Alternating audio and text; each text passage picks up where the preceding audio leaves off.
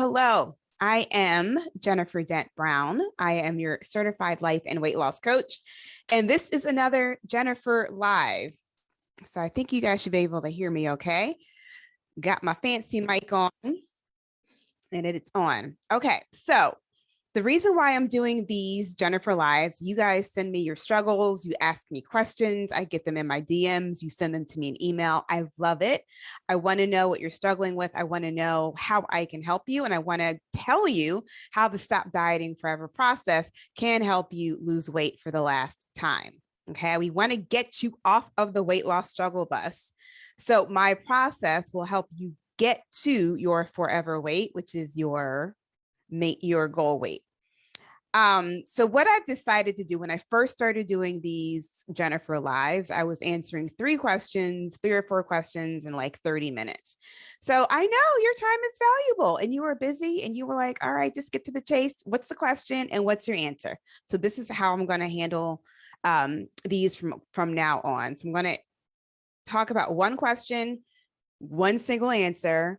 And then if there's anybody live, if you have a question and you want to just post it in the chat, feel free to do that. Okay. All right. So the question I want to talk about today is regarding intermittent fasting. Oh, we have lots of thoughts about intermittent fasting. And the question came from Neha. She sent it to me on Facebook Messenger. And kind of a long message, but I'll just summarize it for you. She says, I am pre-diabetic for years, but it's under control. And she said she did intermittent fasting before and lost 15 to 20 pounds. It helped her when nothing else worked, including diet restriction, eating only 1,200 calories a day, using MyFitnessPal, and working out 6 to 7 days a week. She said she read The Obesity Code, which is a great book if you're interested in learning more about intermittent fasting and how it can support someone who is diagnosed as type 2 diabetic. So Obesity Code by Dr. Jason Fung. I'll put that in the comments or in the notes for you guys. Okay, so continuing with her message, she says she slowly put back on the weight that she lost. Ravenous eating after 36-hour fasts were the reason why she gained the weight back. She started certification. She learned about no flour, no sugar protocol. And then she lost 20 pounds during 2020. And so fast forward, she said she's gained the weight back again. So essentially she lost 20 pounds and now has gained the weight back in 2022. So she says, I got bored with the fasting, felt deprived, and her weight crept up. She also began stress eating when she began worrying about her business. So for those of you who are entrepreneurs, we know that if we don't know how to manage these emotions and if we use food to buffer and deal with our emotions about our businesses, yes, we will definitely gain weight. So she goes on to say, I work out 5 days a week and now don't start eating until 2 p.m. I don't know if I should continue intermittent fasting or if I should really just eat proper foods for me that elicit weight loss. And she said she heard me mention intermittent fasting on one of the podcasts and she was wondering my thoughts because she trusts my approach. Okay, so I'm so glad that Neha sent me this question. I have not done a podcast on intermittent fasting yet and what my belief is about it.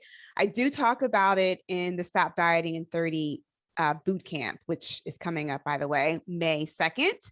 So if you're not on the wait list, you can go to jenniferdent.com/bootcamp to learn more about that.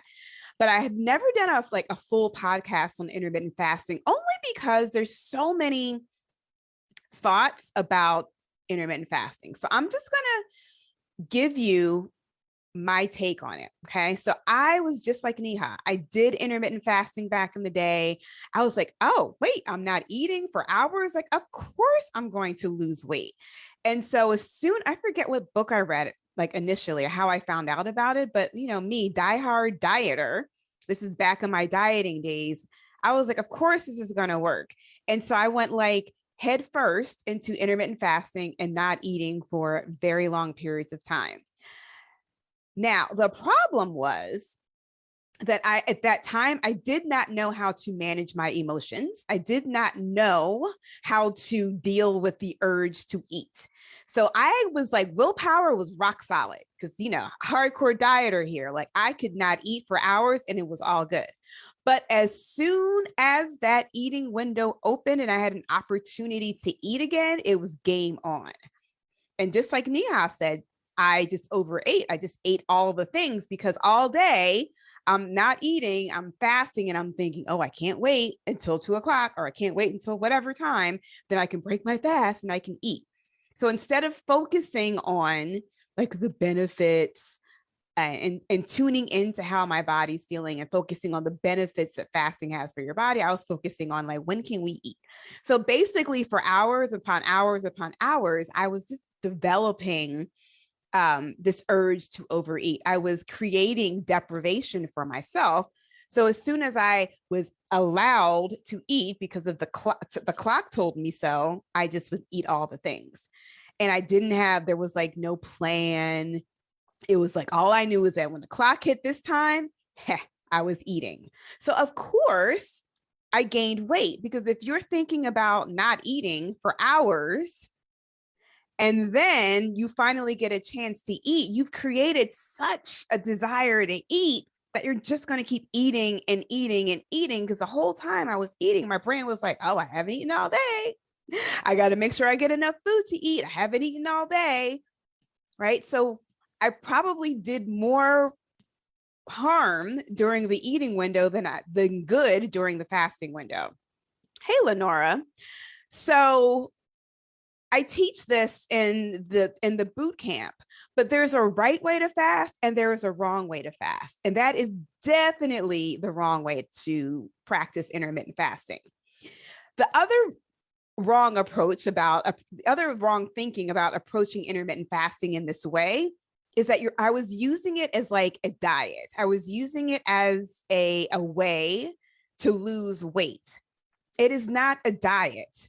Intermittent fasting is not a diet. So if you're approaching intermittent fasting like, hey, I'm doing this thing because it's going to make me eat less food and that way I'm going to lose weight, that is the wrong way to approach it. Okay.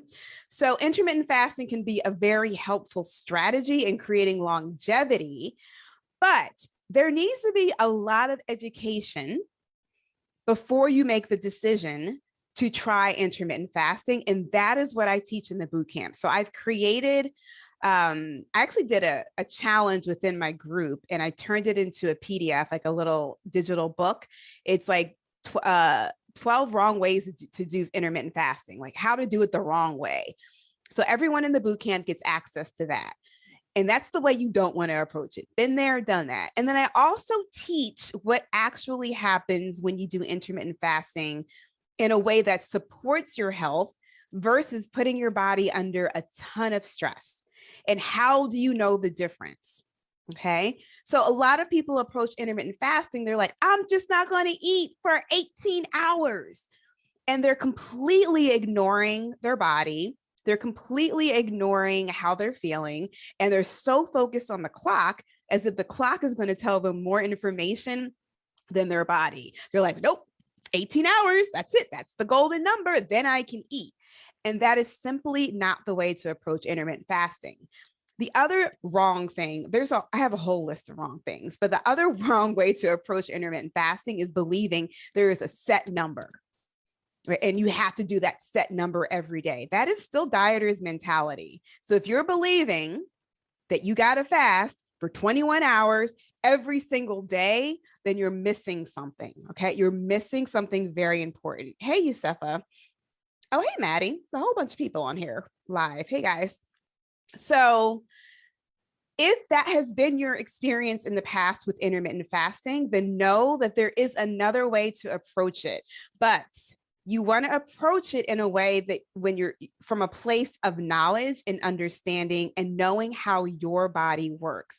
So in the boot camp, what we do is I teach you first how to recognize all the reasons why you're overeating in the first place. We don't even talk about intermittent fasting as a strategy, I think, until like week 3.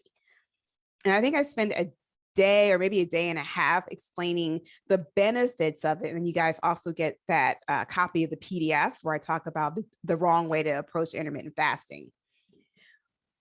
But if you're just approaching it like it's another diet, I can guarantee you're going to have the same result that Neha did in this question, and also the same result that I had when I tried it back with the dieter's mindset. Okay. So if you know, you still think like a dieter and you still believe that you're going to lose weight by changing all of your actions, just know that you need to undiet your brain, my friend. And you will have the opportunity to undiet your brain if you decide to join the Stop Dieting Forever. The Stop Dieting in 30 Bootcamp, which begins on May 2nd. Or you can just go listen to my podcast. Okay. So that is my answer to Neha. So Neha's final question was like, I don't know if I should continue with intermittent fasting or if I need to really just eat proper foods for me that elicit weight loss. So this is what I'm going to offer you. If you have the same line of thinking that she does, this is what I want to offer you. And this is what I want to offer you just to think about. Because what she's looking for is like the thing that's going to change her weight loss result. Is it the fasting that I need to be doing that's going to change my weight? Or is it that I just need to be eating proper foods, whatever that is, right? So she's still looking for that thing, that what we call an action to create her weight loss result. So if that's you, you're like, let me just find the thing that's going to like work for me and create a weight loss deficit, then that's like, oh, that's the thing. That's the wrong approach. That's how a dieter thinks, right? A dieter, person who diets all the time. So I want to offer that it's not the action, it's not the thing. What we want to look at in order for you to create your forever weight is what's up here first, right? What's in between your two ears. That is what you're thinking. That is understanding how you're feeling at any point in time, understanding and creating what we call emotional literacy, because those are the reasons. Those emotions unmonitored, those thoughts unmonitored are the reasons why you're overeating. And look, some of y'all are like, well, I don't overeat, but here's the thing, y'all. If you're overweight, you're overeating somewhere along the line. You may not be hiding in the closet, eating a sleeve of Oreos every day, but if you're eating too much food for your body, too much food that your body can't burn in a certain amount of time, you're still overeating. If you're eating the fries off of your kid's plate, if you're tasting your food while you're cooking it, overeating. Okay, we call those the bites, licks, and taste. If you find yourself like in the cabinet, just grabbing a handful of snack or handful of nuts, a little piece of chocolate here, a little forkful of something from last night out the refrigerator, overeating. Okay, so if you're overweight, you just claim it. It's okay. Just claim it. Say, hey, I'm an overeater. Doesn't matter how you're overeating, but just know you're consuming too many calories, too much food for your body. And what you don't understand are the reasons why that is happening, simply because of what you're thinking and how you're feeling. So we unpack all of that in the first week of the boot camp. And then once you understand that, you have a completely different approach to intermittent fasting. Now, all of my clients do not do intermittent fasting. I have a bunch of clients who are like, oh, hell no. I am not like not eating. Like that is not a choice for me. And that is fine. You can still lose weight and not practice intermittent fasting. But it's so interesting. I'll have some clients who are like, nope, not doing it. And then they just get curious. They just get like, well, what happened? What could happen if I approach it in this way? And so I explained to them in the boot camp how you can kind of like baby step, put your little pinky toe in the water and see like, if this is something that I want to try, if this is something that I want to do. And I also teach you what to look out for as far as your thinking and as far as your feeling. So if you find yourself like snapping back to dieter's mentality of like, oh, I got to go harder or longer. I got to fast for like 25 hours. I think Neha said she was doing 36 hours fasting, and then she would be ravenous after that, and she would end up eating all the food, right? That's a thought that we will catch in coaching. Okay. But that is my take on intermittent fasting. If this is something that you all are interested in, you have comment or you have questions about it, and you want to know more about, the wrong way to approach intermittent fasting or whatever, if you have questions about it, let me know, because maybe I will do a podcast episode on it. I did have a couple people ask me about it. I just haven't done it yet. Just haven't felt the urge or the need to do it. Hey Pam. Hello, Kimberly. Veronica says, I'm learning to notice how my body feels and adjusting from there. Yeah. So Veronica is a seasoned deluxe lifer. And so what we teach in the program and the process really is getting this connected to this, right? Getting your head connected to your body, because most of us are very disconnected. We don't know how we're feeling any given moment in time. Here's an example, right? If somebody's like, hey, how you doing? And if your automatic response is good or bad, or like, meh, and you don't have any other language to express how you're feeling, then you know that your emotional literacy is very low and it needs to be improved. Okay. We'll talk about that in another Jennifer Live.